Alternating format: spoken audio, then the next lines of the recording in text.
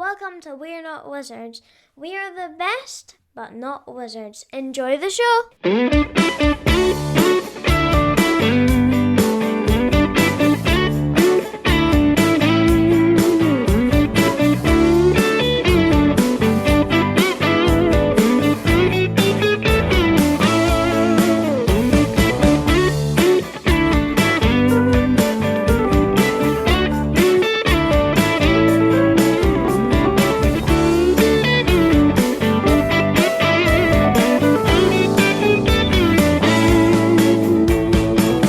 Hello and welcome to another episode of We're Not Wizards. My name's Richard. I'll be your host for spooky time, which is a strange time. A strange time of years. Everything gets darker, everything kind of gets greyer, everything kind of gets duller. You can no longer hear the little humming of the bees going from flower to flower. Unless, of course, they were maybe in some kind of protective gear, as maybe they were in some kind of suit. Or maybe even some kind of like spacesuit. In fact, let's take the bees away from buzzing about the garden in the darkness and actually let's lift them well above the stratosphere, well into the atmosphere, potentially into space, and see where they go, see what they do, see what they pollinate and see what they bring and see what they work as and see what they achieve. And we're not talking beehives. We're talking more kind of like, a collection of beehives, almost like an apiary. And if we're going to be speaking to somebody about bees in space and apiaries, then there is only one person we can speak to, and that's Connie Vogelmann, who's here to talk about apiaries. Well, thank you so much for having me. I really appreciate it. I really loved that transition too. It was very smooth. Although I will actually note that our bees are still buzzing away in the backyard. It's about 80 degrees right now today. And so they are still going strong. But yes, happy to be on the show. Happy to talk about, life, the universe and everything, and also about apiary. Eventually, because the rule is when we talk, bring anybody on the show, we eventually get around to talking about the game. But this must all be new to you. Yes, 100%. This has been very, very new. It's been sort of an interesting experience. I mean, as I've talked about, I know we'll get to the game later, but, Apiary is very much my first design. As we're speaking today is the official first pre-order day. And as you know, Stonemaier sort of, oftentimes they just drop their products. So it's, silence, silence, silence, silence. And then all of a sudden a game drops. And so it's been a very interesting experience for the last couple of years. I tend to be very introverted. I don't have a very big social media presence. I certainly don't do interviews and conversations like this. Like that's not at all part of my life and my background. And so all of a sudden when the news of Apiary dropped, things changed a little bit. And I did reach out to Elizabeth. So I have been playtesting games with Elizabeth for the last few years. We both live in the DC area. And I was like, hey, Elizabeth, can you, help me navigate this a little bit? Because this is just all completely new. And so she's been helping me make a few connections, and that's been wonderful. Because when I spoke to Elizabeth, Wingspan was a thing. It wasn't the thing that it was kind of today, but it was a thing, and there was a big buzz around it. But at the time, they were working in DC. They were working for the government, I think, at the time. So this was all kind of like uncharted. We didn't know what was going to happen. We didn't know it was going to end up. Wingspan, famously, there's a soap opera in the UK called Coronation Street. And I've seen it, Wingspan was on the table, and it's kind of like that's where we go from. So you're talking about coming from a place where you're kind of not comfortable about kind of talking with people. So what is your background? Where are you from originally, I guess?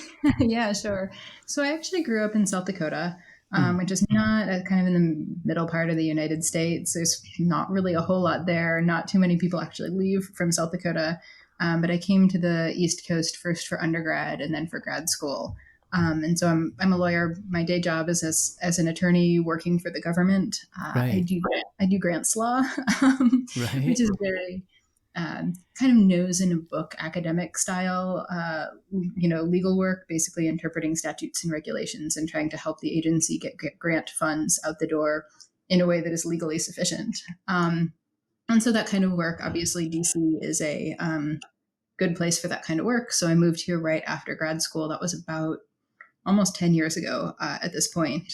And lucky for me, DC also has a very good board game community. So when I first came to DC, I just started joining all these meetup groups and meeting board gamers. And there's also a really excellent game design community here as well. There's a lot of really, really great designers. And so as I got more and more into the hobby and then more and more into game design later on, it ended up being just about the perfect place to be. The only thing I know about South Dakota and North Dakota was when the podcast was starting to grow, and I had my target of basically having at least one download in every single state of America. And I don't know what it is about North Dakota and South Dakota, if you all don't have Wi-Fi or whatever, or if you have to get your podcasts like delivered on 8 tracks or whatever it is. But I think I eventually had to put out a call on social media to say, I have got 50 states or whatever. I need I don't know, a couple more, and I need North Dakota and South Dakota. And they've always kind of been quite quiet. But it sounds to me like it wasn't like you moving to DC was the catalyst for you getting involved in board games. It was a case that you had already been in kind of the cardboard arena, and it was just an additional thing. Absolutely. Well, so first of all, real quick, I'm going to take a real quick detour into the Dakotas, if you don't mind. Yes, please. There's a few things you need to know about the Dakotas. One, South Dakota is the better Dakota, and everyone in South Dakota will tell you that. And there's more people in South Dakota than North Dakota, so it must be true. Right. Second of all, the capital of South Dakota, it's spelled Pierre. It is pronounced Pier, like Pier. It's one syllable. Do not pronounce it 2 syllables. You are incorrect. Okay. And third, if you ever are driving through South Dakota and you're driving for miles and miles and miles and you're bored out of your mind, stop at Wall Drug. It will be the kitschiest experience of your life. But by the time you've been driving through 300 miles of cornfields and, cattle lands and everything, you will be glad of the distraction. So anyway, that's my South Dakota tangent. What's it famous for? Because is it not like you get there's they call this, there's the dairy state, and then there's Chicago, which is the Windy City. So what's Dakota famous? Because you mentioned cornfields there. So is it famous for miles and miles of cornfields? Yeah, so it's actually sort of split east-west. So the eastern side of the state is mostly corn and soybean fields. The western part of the state is much drier, and it's mostly cattle. The biggest attraction of South Dakota is Mount Rushmore. That's sort of the thing that everyone knows about South Dakota, but that was almost 400 miles away from where I grew up. I grew up in the absolute opposite part of the state. So I always forget actually how kind of big America is, because where I am, you're only ever kind of 60 miles away from the coast. Right. That's the furthest point. I can get to the coast literally within about 10-minute drive from here. I can be staring out at the sea. In fact, I lie, because I can look out my window and I can see the fourth rail, the fourth road, and the Queensferry crossing, which are three busy bridges which cross the fourth. So I'm not that far from the coast. So when you're saying it takes us a couple of hours, because we measure I've heard of people that drive a couple of hours to get to work in America, and I'm just that. Why would you even do that? But that's I certainly agree with that. I've known a lot of people who have had really brutal commutes, and a lot of it's obviously just driven by housing prices, but I still can't fathom. It's just so much. It's so much time, especially if you're sitting in a car too. Because obviously public transportation around here is not great. And so a lot of times if you have your 2-hour commute, you're sitting in traffic on the freeway for most of it, which sounds kind of like my own personal version of hell. So in terms of the board game side of things, where did that start? Was that kind of if I have to look at another cornfield, I'm going to lose control, so you went and played Catan instead? No. So I actually started. So I grew up playing a certain number of games. My family were big pinochle players, and so that was the big thing that we would always do when my family got together. We also played a lot of cribbage growing up, and we had a game called Yahtzee. A game called Kismet. I misspoke. That is basically a variant of Yahtzee, a slightly more complicated variant of Yahtzee that we played a lot of. But I didn't play games a lot in high school and college. And then when I was in law school, I had a friend who invited me over for dinner and a board game. And I was like, board games. Like, Yeah. I don't know, how old are we? Like, what are we doing? Yeah. And that game was Settlers of Catan, and it just launched a revolution for me. I mean, I just instantly dove in headfirst. I started a board game club at my law school. We had about 5 games that we just played over and over and over and over again. And it very quickly became my favorite hobby. And then again, when I moved to DC, I just continued on. And okay, so what were the 5 games then? So let's see. So we had Pandemic, we had Settlers of Catan, we had Carcassonne, we had Small Grid, oh my God, Small World, and we had Power Grid. And those were the ones that just got played again over and over and over and over again. That's a really, really kind of solid foundation. Because you've got kind of like your Euro in there with like Power Grid. Yep. Then you've got like your area control, and then you've got kind of like resource management and crisis management with kind of Pandemic. It's like it reminds me of that. Here's a tangent for you. In Good Will Hunting, where the maths professors are talking, and they're talking about, do you remember this guy who they basically had a basic maths book? And that's all he had, and from there he extrapolated some kind of like amazing maths. So I'm just imagining that from the basis, that give you a firm understanding of what an awful lot of kind of like board games out there would kind of offer, I would guess. Yeah, absolutely. And I don't remember too much about the thought process about, who picked up which game when. I mean, I think we were just kind of checking best of lists at the time because no one knew much about it. And then we added Agricola a little bit later as well. And then all of a sudden, that kind of got us into, I mean, Power Grid's pretty heavy, but Agricola obviously got us into that sort of slightly heavier gaming and, kind of worker placement as a genre as well. So, but yeah, I hadn't really thought about that before, but that is really, I think, a pretty good assortment of games if you're, just getting into the hobby to sort of see what some of the different mechanisms are. Yeah, I know that I out of those ones, I think the last one I played was Power Grid, because one of my friends, they've got like basically a batter and bruise copy of Power Grid that they'll bring along every kind of couple of months to the games club, and we'll be playing that because they love it so much. And it's one of the games that's like, it's kind of like a step up from a lot of games. It's like, I think with Pandemic's one of these games that you go back into and you'll play again, and then you'll go, wow, I realize why I kind of like that so much, because it's one of the most ridiculously kind of hard board games for there. I would never personally put somebody who was new to board games in front of Pandemic, because I think it would be enough for them to go, well, I've lost. And it's like, yes, you've lost. And then what happens now? Well, that the world is wiped out and that's you dead, and we have to kind of start again. And there's kind of like that kind of like frustration. Yeah. Well, speaking of difficulty, though, I actually had the opportunity to go to the Pandemic national finals a few years ago with my partner David. This was before COVID.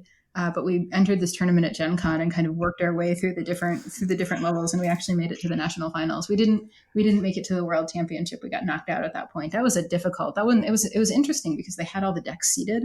So they had all of the city cards and all of the infection deck and everything seeded. And so they would call it out bingo style. So you were basically, everyone was playing the exact same game. So the decisions that you made, determined when you won or lost. And wow. In our case, lost. So it is like basically like how you're going to mitigate the following kind of circumstances. Well, and what actually happened to us, and I think this was actually really interesting because it really does get into the metagame, is in the first rounds of the game, we were competing to cure the diseases the most quickly and win that way. Yeah. And in the final round, they had upped the difficulty to the point where I don't think anyone actually cured the diseases. And so it was basically whoever had done the most damage control survived the longest. And I thought that was really interesting. That was sort of, again, it gets into this metagame. If you're going into this tournament, are you going to try to survive or are you going to try to win? And those are kind of lead you to make two different sets of decisions. I'm getting the sense here, and you can obviously correct me if you think I'm wrong, but you sound like a pretty kind of analytical person. Yes. Yeah, I think that's correct. I come from, I mean, before I went to law school, I did science in undergrad Mm-hmm. and sort of come from that background and very much bring that into game design too. I mean, that's definitely kind of the background that I'm coming from. So, yeah, I So think that's it's accurate. I kind of like an eye, I kind of like an eye to detail. In fact, I guess for your day to day job, I mean, what you're going to be looking over is if people are making kind of certain applications, and you're checking against kind of like the statute books and things like that. You're having to look at, Well, well, yeah. how can we do the interpretation of that? How can we use what you've given me with what we've got here and make that kind of work Yep. together? Yeah, Yeah, basically. and I think in a lot of ways it's actually, I mean, it's probably more boring, but it's in a way it's very similar to a lot of the kind of puzzles of playing games and designing games too. Is this very attention to detail and sort of looking at the pieces and trying to fit them together because you have to be both incredibly detail oriented. I mean, if a statute says may versus shall or a Mm-hmm. comma versus a semicolon or something like that, that can make a really big difference. But at the same time, you still have to kind of keep that broader purpose in mind. I mean, what's the purpose of the statute? What's the purpose of the regulation? Mm-hmm. Because you need to follow both the letter and the spirit of whatever it's telling you you're supposed to be doing. Have you had like have you had like eureka moments in your job where you've been working away at something and you've kind of went, right, well, based on this, and this, you can get all of this. Where you've kind of worked through kind of like the various statutes and the various laws and actually said, well, based on if we do take it this way, then you get all of this, but if we take it the other way, you'll only get so much instead.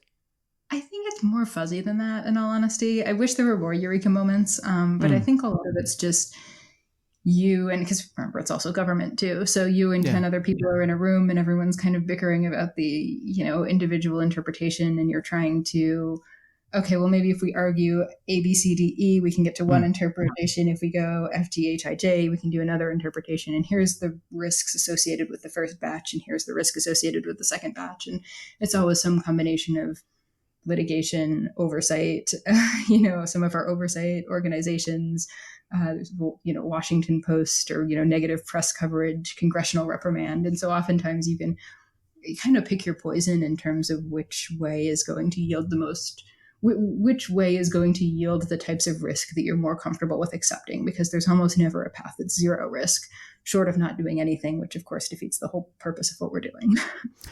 So does your job sometimes become like some kind of big, huge kind of logic puzzle at some point where you're Yes. kind of drawing from 5 or 6 kind of different sources in order to kind of come up with a solution for it then? Oh, 100%. And oftentimes they're telling you opposite things too. I mean, and that's the biggest problem, is when they're all kind of pulling you in slightly different directions and you're sort of trying to thread the needle through all of them. So, or you're coming in with an understanding that maybe Congress meant one thing and they said another thing. And so you're trying to figure out, how do we get to what we know the interpretation is supposed to be, while still dealing with the actual language that's in front of us. So are people like applying directly for kind of like, are people and organizations applying directly for kind of like money when you mention grants? Because to me, a grant is have some money. Is Yep.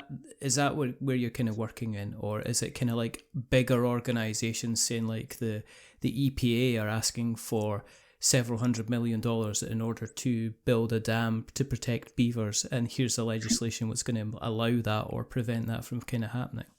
Yeah, so the way it usually works in the US, at least, is the agency will get some amount of funding from Congress, Uh-huh. here have $100 million or $1 billion or whatever it is. And it's for organizations, that meet a certain definition for a Mm-hmm. certain set of purposes. And so a lot of the funds that we give out go to states, and then the states kind of redistribute them within the state. And so you'll do some kind of a formula program where each state will get a certain amount of money depending based on their population, and Mm-hmm. then it'll go to particular organizations within that state. Sometimes it'll go directly not to nonprofit organizations or for-profit organizations sometimes as well. Mm-hmm. It really depends on the statute, and then those entities, whoever are eligible, will apply directly to the agency for funding. Wow. That sounds like me. But I guess you've also got to be apolitical throughout the process as well. Is that if you have to, if the law says that this person definitely deserves money and you're like, well, I don't know if they should really kind of have that money, but if it says, I guess you have to kind of like say, well, by the law, by the way they've applied and the legislation that they've passed, they have the right to kind of get this funding regardless of where I think they stand on kind of like the political spectrum as well. Oh, absolutely. It ends up being very apolitical. A lot of it's done through like a merit review process. So you'll get experts in whatever that industry is and whatever that field is, and they will oftentimes review the applications anonymously. So they'll take some of the identifying information out and they'll all give them a score. And then if the scores vary too much, they'll bring in other merit reviewers. And then oftentimes you're basically awarding funds based on their score. And so it does tend to be, I think, my experience with the process is it does tend to be a pretty just process in terms of who's getting funding. And it does tend to be pretty apolitical. And that's actually a reason why I like it too, is because it obviously to some extent it matters what administration is in charge, but it matters a lot less in this area than in an awful lot of other areas, because grant money still comes in, grant money still goes out. Some of the priorities change a little bit, but I think at the end of the day, you can still say like, hey, we moved the ball forward a little bit. We got this money out the door. You know, you can leave work and feel pretty okay about yourself or about, you know, your life. So I guess the question is when it came to the board game design, what moved you from being somebody who is happy to move pieces around a board to being somebody who sat there and went, well, what happens if it moves 2 spaces forward instead of back, or what happens if this goes here instead of there, and kind of ended up with you kind of designing your first game? Yeah. So I'll admit that I sort of stumbled into it. So I had never really thought about designing games. You know, I really liked playing games. I really liked analyzing games, you know, having sort of discussions about what works, what doesn't work, why it does, why it doesn't. You know, that was sort of very much a part of my game group and part of what we did and why we enjoyed games so much. And then my partner, David, had an idea for a game, and I offered to help him in a very supportive capacity. I was like, okay, I can help you prototype. I can help run play tests. Like I can do some of, you know, I'll help. And that effort crashed and burned. We have very different design styles and very different styles on really every single part of the process. So we made it like 2 or 3 months, and then it kind of imploded. But that was enough to just absolutely give me the design bug. And I was like, oh my God, I really enjoy doing this. Like this is it's a new area of the hobby. It's something I'd never considered before. It's a slightly different decision space, obviously. Yeah. But I just really fell in love with design work. Like I just absolutely love it. It's just one series of problems to solve after another, after another, after another. And I absolutely love being in that space. So that's how it got started.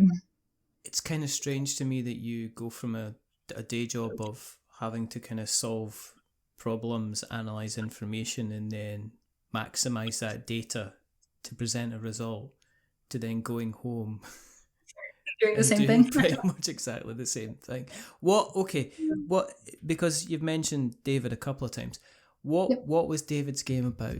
Let's give him his 5 minutes in the sun.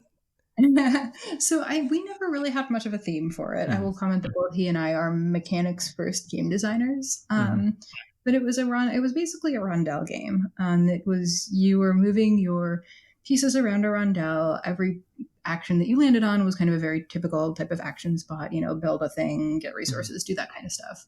The sort of interesting shtick, or kind of the twist to that game, was that you also had a player board, sort of Scythe or Terra Mystica style or something like that you were taking pieces off of. And when you took your pieces off the board, you would both increase the production strength or the strength of that underlying action, but then you would also put your pieces onto the rondel. You would put them onto sort of the outside edges of the rondel. And then every time you or other people landed on spaces, different things would happen depending on whose pieces and which pieces were on that space. So it was sort of like a passive income and kind of interactive mechanism that was associated with those pieces. So I actually think the underlying design was quite clever. And I think that I think that it could have been an interesting game had we continued with the process, because it was very simple, but it had some really very interesting decisions, because you're looking at your rondel and you're like, oh man, if I land on the space, I'm going to give somebody else some really good benefits, but this is like the action that I want to do, or this then allows me to put one of my pieces out on the board, so I'll be getting this passive income. So I think it was actually kind of a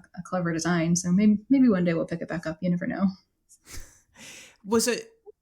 Because sometimes people say that, well, the game works, but it's missing a certain thing, like that little kind of like that last kind of 5 to 10%, which pushes it from like playing a game. And sometimes I play quite a few games, and sometimes the game feels like work. Yep. because you're playing through it and it's kind of like, well, I can't really see my motivation. I don't know where I'm going with this. Yes, I'm scoring points, but at the end of the day, it's almost like I am sticking figures into the top of an Excel sheet and I'm looking at the result that's coming down the bottom and I'm not really able to influence the columns in any way. So I feel like I'm at work, I'm going through a process in order to get points at the end, and that's it. There's nothing else that's kind of affecting it. Yep. Do you think it would have been better if you'd put a theme in? I mean, we tried a couple of different themes. I mean, we did have a couple of themes. We had sort of a space exploration, trying to launch a rocket, going to space. We had kind of a generic agriculture theme that we tried. Again, the effort didn't last all that long. I do think the theme can be really important. I wish I could quantify how to get that, X factor, that last 5 or 10%. I would imagine if anyone truly had it figured out, they would be sitting pretty. And I also think it's interesting too how two people can look at the same game, so for instance, I've been playing a lot of Earth this year, as a lot of people have, and I really enjoy it. It's for folks who haven't played it, it's a tableau builder. You have kind of a follow mechanism, so on everyone's turn, you're just getting kind of a drip of resources. And in some ways, it doesn't matter what they do because every action is good. Every action you get to follow, and you get to do something. And for me, I find that to be a very, very satisfying puzzle. But there's a couple of folks in my game group who are just like, this is a spreadsheet. I'm looking at a spreadsheet. I'm doing a spreadsheet. I'm not getting any enjoyment out of this. Yeah. And so I think it's interesting that you can have a game that strikes two people who otherwise have very similar game interests just completely differently on that kind of X factor and on that fun factor. I think games can tick different people's boxes, and I think that expectation is definitely one of them. And I think that it's interesting that you're working with Jamie, because if one thing Jamie has always been good to, and we're going to talk about you, Jamie, and you might be listening in or not, and I've said this to Jamie himself, but he is very, very good at giving the impression that a game is one thing when it can end up kind of being another. That's interesting. I don't know if I've gotten that impression, but I will say I do think Jamie's very, very good at finding that fun factor and really honing in on that. And I'm sort of thinking through the development of Apiary and a lot of the little tweaks that we made kind of fairly late in the process that I think from a design perspective, I don't think are all that core or all that fundamental to the game, are the things that everyone's like, and this is the thing that takes it over the edge, which I think is really, really interesting. I guess for me, I've mentioned this to Jamie directly, Scythe is always the big one that kind of looks like a war game, but is actually a Euro game. And Expeditions is like, again, it's like the follow-up to Scythe, and everybody's going, I was expecting big stompy robots. It's like, well, they are big stompy robots. It's just that you're just doing another kind of a Euro kind of game thing. Where, in terms of the journey for Apiary, because I am very, very surprised. I mean, I know there's a few games based around kind of bees, but bees in space. Now, even though I'm saying bees in space to you just now, in my head, I'm doing the Muppet Show pigs in space thing instead. So I'm going, bees in space. But you say that you brought in the mechanics first and then the theme. But I'm just wondering, where at the point did you bring in the bees? Because it sounds fascinating to me that you would go. I'm wondering almost like if you kind of like got like a bag of words and then just stuck the words in the bag and then rummaged around and says like the first word space, okay, and the second word is exploration, and then the third word is bees, and that's what we're going with. And So the funny thing is there's actually design tools online, like if you're a game designer, and I can't remember them off the top of my head, but there's one or two that actually do that will put a theme and a mechanism together, and it's basically a random number generator, and you can do it as a design exercise, come up with a game that's, I don't know, a tableau building game about, whatever, and it'll give you that kind of design challenge. I will say, though, as far as Apiary is concerned, though, the bees were part of it actually from the beginning. I had basically a single conversation about the game when we were talking about the concept of workers aging and dying, and wouldn't it be cool if workers aged and died? And then I had been doing some research to start keeping bees myself, which I started doing a couple of years ago, and it just sort of instantly clicked. So as much as I very much consider myself to be a mechanism first designer, the bee part of Apiary was there from the very first prototype. And actually the funny thing too is the name Apiary actually probably came about 3 weeks in and just stuck from then until the final game, which I think is really funny. The space part was added much later. So the space part was added during development with Stonemaier, or I guess technically right before. Basically, Jamie and I had been talking about the game a little bit. I had brought it to Stonemaier Design Day back in 2021. Wow. Jamie and I got talking about the game a little bit after that. And he basically said, look, I think the game's interesting, but A, it needs a little bit more work. And B, I'm a little concerned. Honeybuzz just came out. That is also a Tableau building worker placement midweight B game. Yeah. And I'll sort of throw out there too that I think there were some aspects of the game that just, I don't know how well it worked when it was the bee theme. I mean, for instance, you're recruiting other bees to your hive to help give you special abilities. You're building pretty elaborate technologies. I mean, those aren't very consistent with modern day bees, so you can kind of squint a little bit and get there. Yeah. But Jamie was like, would you consider moving it to space? And I jumped on that idea. I thought it was great. I'm a big sci-fi fan. I'm a super nerd.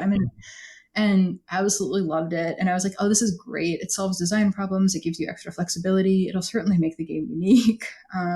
So then I did a prototype or two, kind of in consultation with Jamie, with him sort of providing some advice with the bee theme or with the space theme. And then that was the final version that I submitted to Stonemaier, was a bees in space version of Apiary. But backpedaling a little bit here. Yes. You rock up at a board game kind of playtesting design event, knowing that Jamie Stegmaier's going to be there, and you've just, here's my game. I can't imagine. I know of a lot of designers that probably would be like, nah, I'm not doing that. What happens if they think I'm daft? But how far was the game in development? You mentioned like Jamie had a couple of concerns and he had some suggestions for it, but how far along the kind of the design path was that copy that you presented to them then compared to the final version that's kind of going on sale today, basically? Yeah. So, and by the way, I wish I could present myself as having quite the self-confidence that you did there. And I will say that's definitely not the case. I had been actually doing some blind playtesting. I was a lead playtester for Stonemaier. A few years back, I actually messaged Jamie on Board Game Geek, and I was like, I have feelings, I have opinions about Tapestry, like, let me playtest the next expansion. And so he actually looped us in as blind playtesters. So I wasn't a 100% stranger, not that I'd really worked with him or talked with him much, but at least, he maybe recognized the name. And then I actually talked with Elizabeth, because I'd been playtesting with her, Elizabeth Hargrave, before Design Day. And I was like, hey, Elizabeth, what should I do? What do you think? How do you think I should go about this? And she just said, hey, send Jamie an email. So I had sent him an email a week or so ahead of Design Day, basically saying, I have this game. I think it would be a really good fit for Stonemaier. Would you consider it? I proofread the email 5,000 times. I hit send, and then I hit unsend, and then I hit send, and then I hit unsend.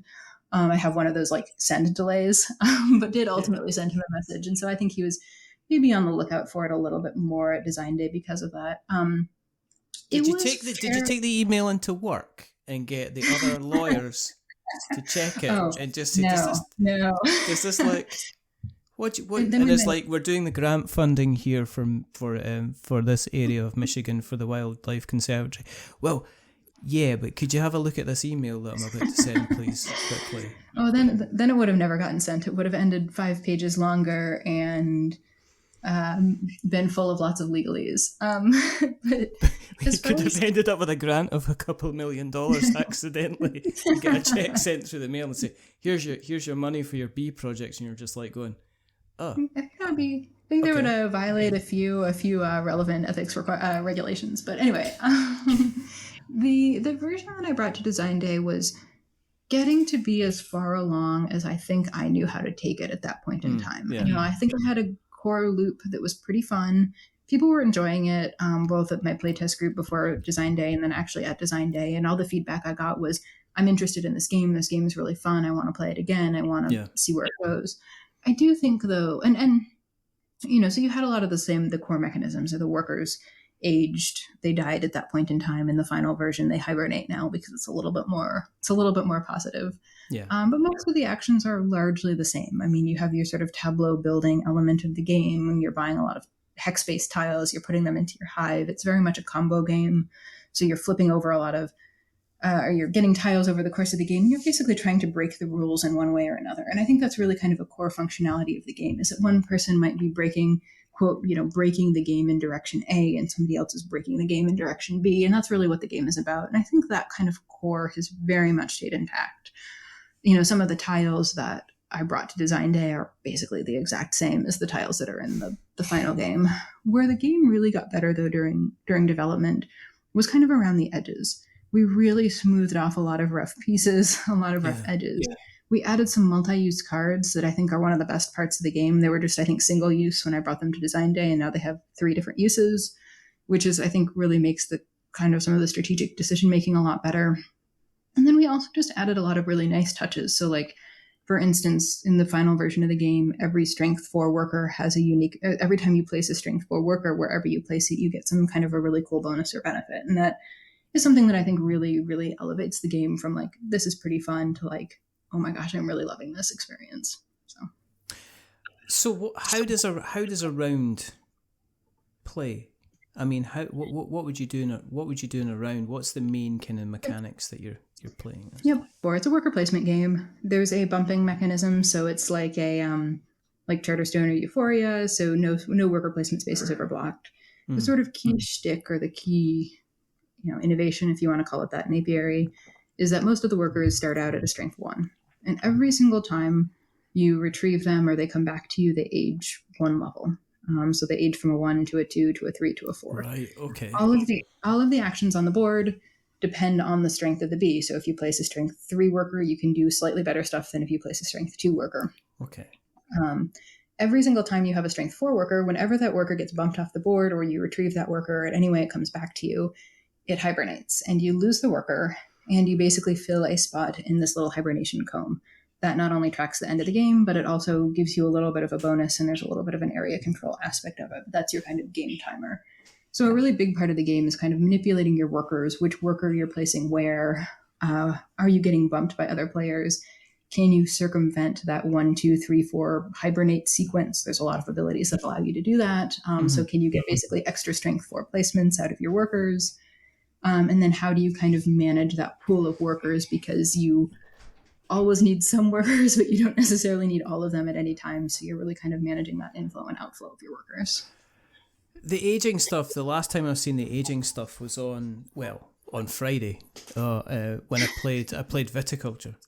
Mm-hmm. Yep. And Viticulture's kind of got a similar kind of aging process, whereas at the end of every single round you age both the kind of the grapes and the wine that you've got, and then that in effect allows you to either produce more expensive wine or kind of fulfill orders themselves. So that mechanic, I've very rarely seen that mechanic anywhere else. So the fact that it's also in kind of Apiary is pretty cool as kind of as far as I'm concerned.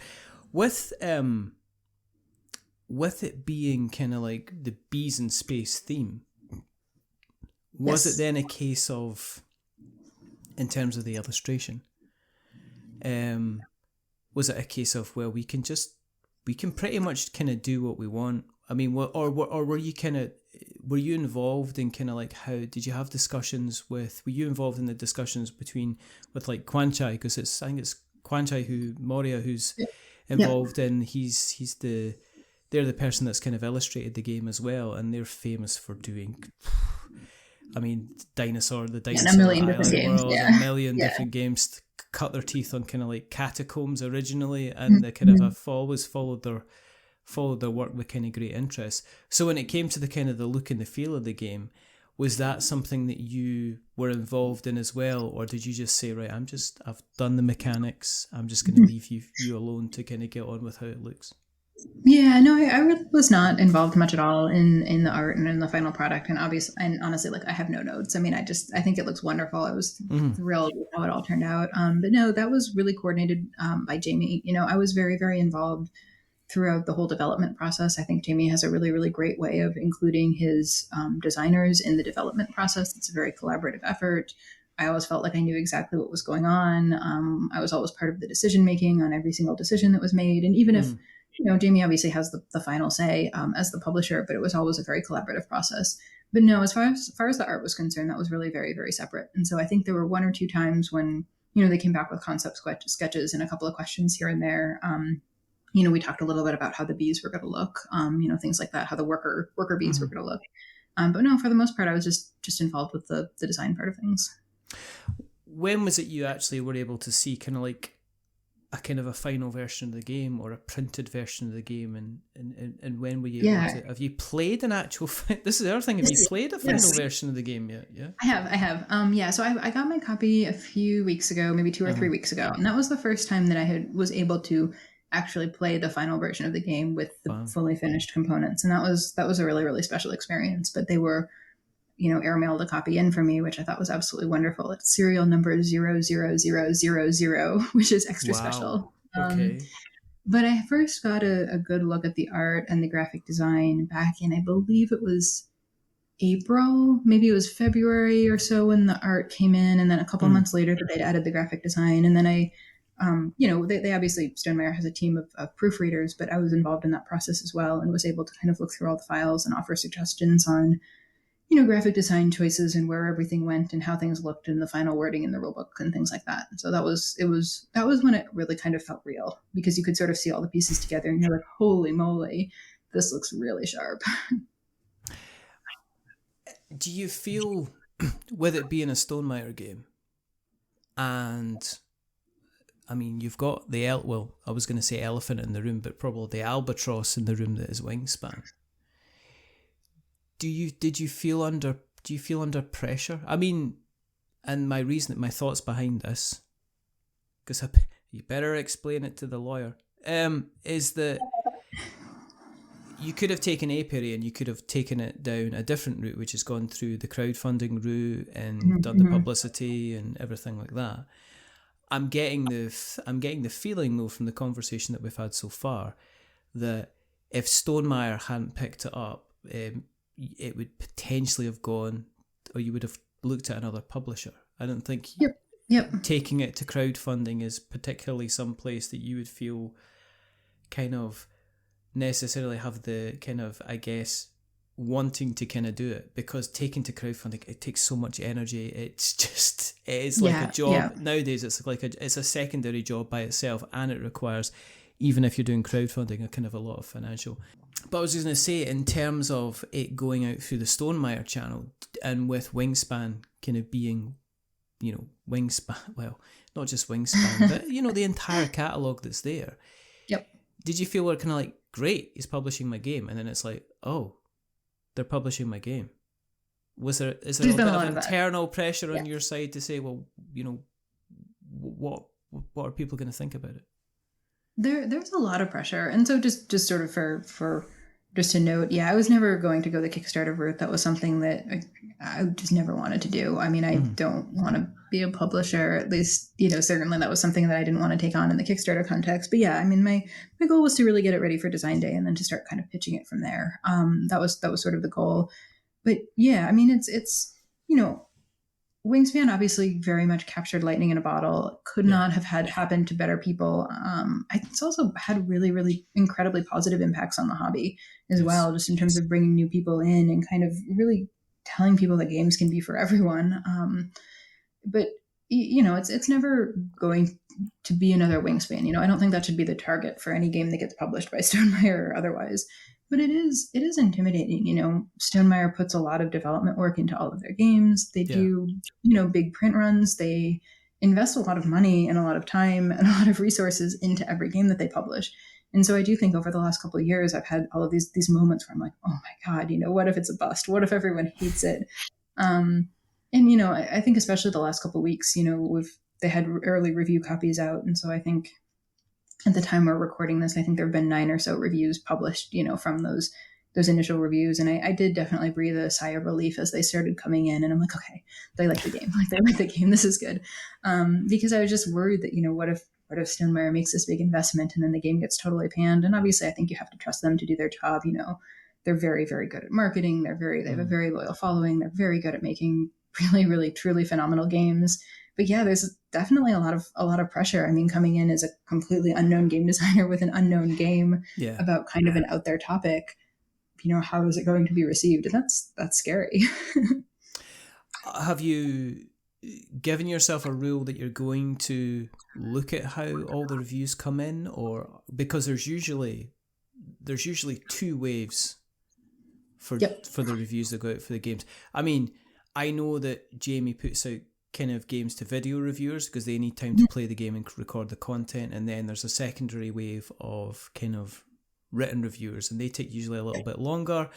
And for instance, I've got my particular written review for Expeditions is going to be going to print instead of going onto the blog, which is kind of strange, but also interesting. But are you going back to my question, are you going to be one of these people? You're going to be scanning all the BGG reviews, or have you made a thing to say, right, okay, it's going to be out there, I just have to kind of let it kind of be out there? Because there are going to be some people who, regardless of if you tick every single box that they've ever asked for, plus all the boxes that they've asked to get drawn so you can tick them as well, they're still not going to like or necessarily gel with the end product kind of thing. Of course, yeah. And I mean, not one of the things Elizabeth said to me going into this is just to, the mantra needs to be not every gamer is going to like every game, and not every gamer is going to like my game. And I think that's something, I mean, I don't like every game that gets published, including some games that are objectively truly excellent. So that's just,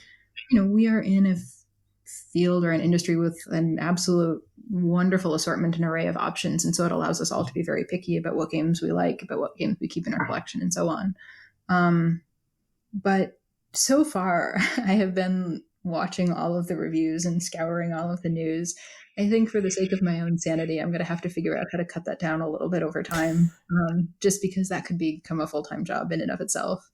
But I think especially, because this is my first game and everything, I certainly did not have the self-control to refrain from some of the early impressions. But as I said, overall, it's been surprisingly positive. So I've been really happy so far.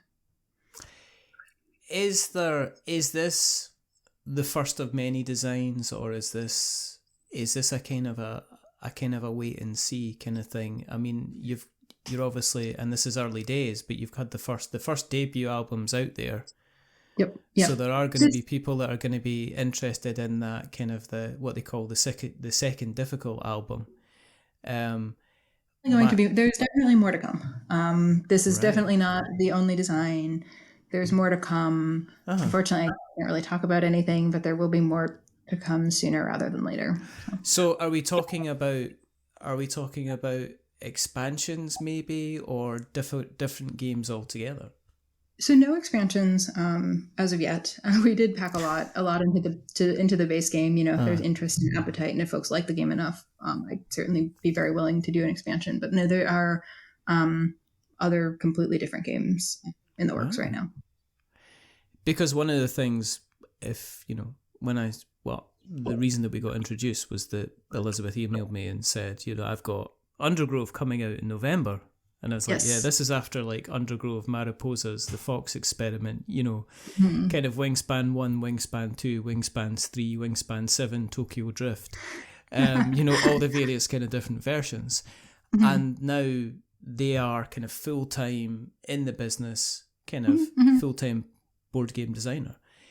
Is there part of you that's kind of like, well, I could take a little bit of slice of this action, or is a bit of you that says, well, I'm quite happy at doing my job, and this could be something that I could be doing on the side? I think definitely for now, I'm definitely more toward the latter. I will admit I very much like the stability of a paycheck, and as I said, I reasonably like what I do. On a day job. I think making a living off of board game design really does require sort of a wingspan level hit or an incredibly high output, or I think some very very big sacrifices to lifestyle changes. I mean, you hear of these designers who are living on $12,000 or $15,000 a year or something like that, which one can do with the right set of circumstances. I think as far as I'm concerned right now, I reasonably like my job. I like my paycheck. I like the stability that it provides. And, the reality is that game design is not really an industry that allows one to live off it full time very easily. No. I think you'd have to, in order to really make that happen, I think you'd really have to, bump up the MSRP of these games probably 2x where they are now. And that's just not something that the market's going to bear. One thing I will mention, though, just as an aside, is Undergrove is absolutely excellent. I've played a lot of prototype versions of it and some pretty close to final versions, and it's an excellent game. I can't wait. I signed up for the launch notification and everything, and we'll order it as soon as it's available. So I think it's a really excellent game. That's it's AEG that's doing that one. Yep. Yeah, yeah. I've got there's I've done an interview with a written interview with Elizabeth, and that'll be coming out end of the month. And there's going to be, we're planning or have planned a podcast episode that's going to be appearing in probably the next 4 to 6 weeks as well, unless she goes, leave me alone. or she says it was 2019 since we last spoke. It's not been long enough. You could be a jinx. She could bring me all kind of crashing down. What's it been like with the community though? Because I'm very, very aware that you've kind of gone from it's almost like being announced as, and the next star of the next Star Wars film is going to be, and then you're like, oh, okay. Well, for a very, very, very small industry, but I will say so far it's been very welcoming. There aren't very many female game designers, at least not very many ones who do Euro games and who are incredibly established, and so. But so far, the community has been incredibly welcoming. I've gone to a lot of Unpub events over the last couple of years and things like that. And folks have always been incredibly, incredibly nice and incredibly welcoming. And I will say sort of throughout this process, I'm very aware that I absolutely hit the jackpot, hit the lottery. I mean, no one goes into game design expecting to get a game signed with Stonemaier. But, all you can do is kind of take the opportunities that come your way and try to do the most you can with them. So. Yeah, but I think it has to be a base level good. I hope so. I don't think he's going to look to the game and went, yeah, okay. Yeah, I suppose. We'll sign. Yeah, okay. Bees in space. Sounds good. Let's sign that one. At least we could do bees in space. Should have been pigs in space, really. Because then you could have, tied in the Muppets and had little kind of Miss Piggy miniature in space and the other ones. I mean, that would be pretty cool. And I've also said too, I think if any creature is going to outlive us all, it's probably going to be the cockroach. But again, that would be a less inviting game. Cockroaches in space, I don't know. There's enough of these kind of like these Warhammer games where all the bad guys kind of look like half kind of cockroaches as well. I kind of like bees in space. I can deal with quite happily. Yes, absolutely. If people have listened along and they are interested in kind of finding out more and want to know where you exist on the internet webs, where do you exist on the internet webs? Yeah, so right now I'm just on, so I am on Board Game Geek. I am monitoring the Apiary pages. I have an AMA thread, so if anyone ever posts to that and asks me a question, I'll see and respond to that. I'm also on, I guess, X we're calling it now. I know. Okay, well, I'll continue to call it Twitter. I'm on both Twitter and Blue Sky, and in both cases I'm Connie VDC, and will respond to basically anything that's like relatively polite that anyone sends me on either of those platforms. I'm more than happy to respond to. So. We'll also put the links because Apiary is now available to buy all across the kind of all across the Stonemaier, the various sites that this man has. Yep, they have four distribution centers. One in the US, one in Canada, one in the UK, and then one in, I think it's in Australia. Yeah. And so the Apiary is available to buy directly from them, from all four of those distribution centers. I know they also have some localization partners lined up with a couple of different languages as well, and I'm not sure the exact timeline on those, but those are coming, I think, a little bit later.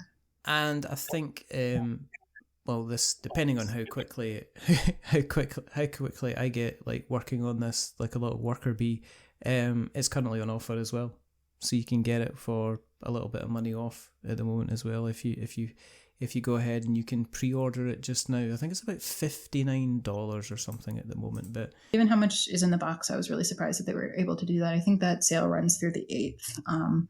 But that I think is a really good price. And then after that, it will be also in retail in mid to late November. That's pretty cool. Kind of retail. Yeah.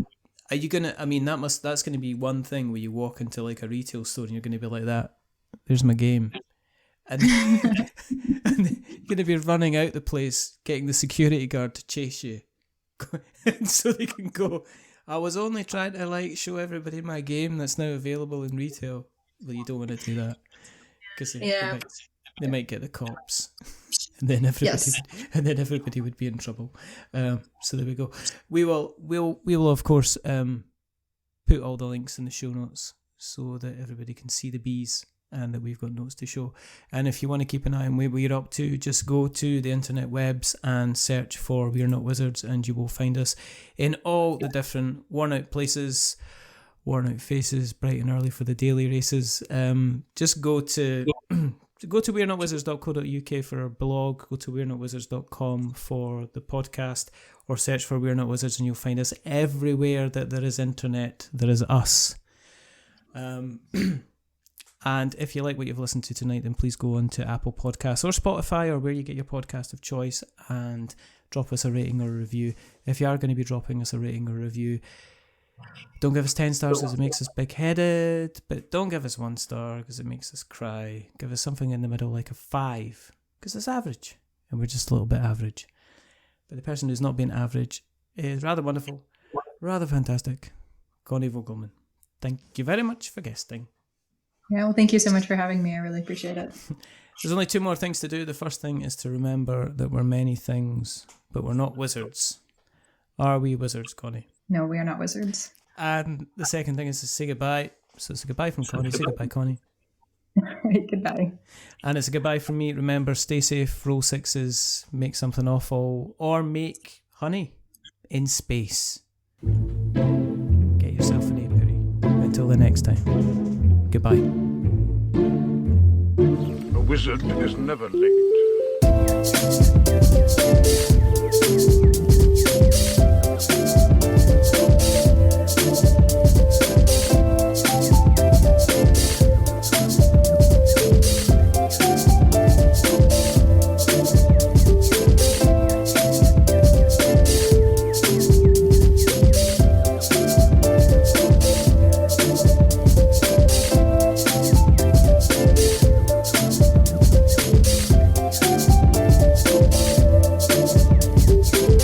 Nor is he early. He arrives precisely when he means to.